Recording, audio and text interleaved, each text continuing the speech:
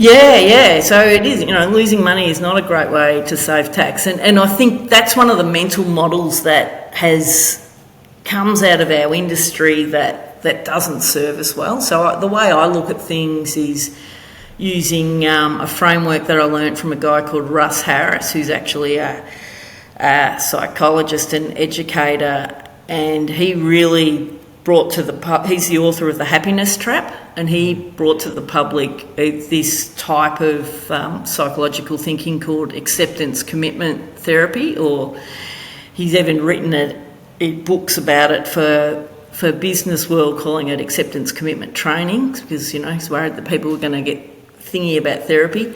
But he talks about this choice point, and the choice point is you've got your goal. So, the overall bigger goal for farmers are usually leave a legacy, build wealth to be able to leave that legacy, have family dinners at Christmas, and generally leave the land better than I started with, and enjoy myself along the way. So the choice point is to think about, is the decision I'm about to make going to take me towards my goals or away from my goals? And I reckon getting fixated on tax more often than not takes you away from your goals than towards your goals. Yeah. Is the goal to pay less tax or to achieve your strategic objectives? Yeah, is your goal to have a good life and have your family respect you and still be talking to you when you're 90.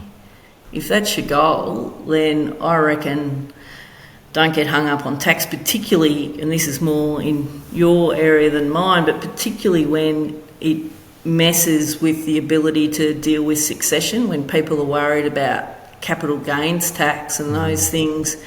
So they just keep putting off succession because they don't want to pay tax. Yep. And what's the price of having your grandchildren know each other?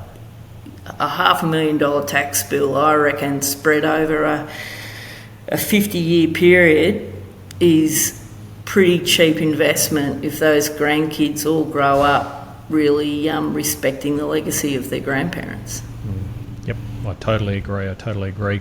And it's interesting, one of the things that I find in effective performers, Kate, is that the difficulty with agriculture is that you're not only leading the business, but you also have to lead the family.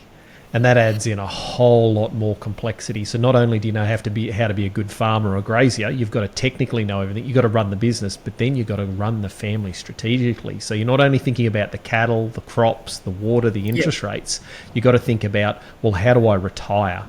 Eventually I want to retire. How do I build enough wealth off farm to retire? How do I protect what I got? If I fall off the perch, if mum falls off the perch, if dad falls off the perch, if we run into some strategic problems, how do I deal with marriages of the next generation? How do I do the succession planning? How do I protect what we've got? There's all these other, what I call beyond the farm skills that have to be learnt over time. And unless you've got a growth mindset, you're not going to ever get to that level.